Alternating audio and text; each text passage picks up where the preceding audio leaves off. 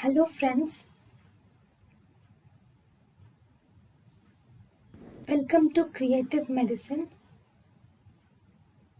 In this lecture, we will learn about 30-year-old female complains of infertility for 2 years with dysmenorrhea and dyspareunia.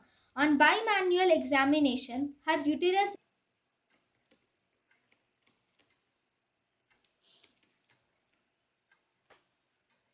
On bimanual examination, is retroverted with limited mobility and tenderness in the pouch of Douglas. What is the next step in management?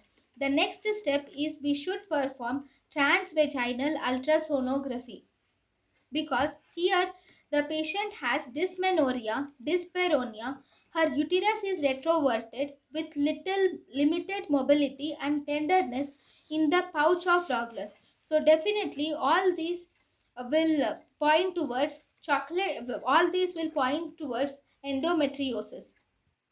18-year-old girl.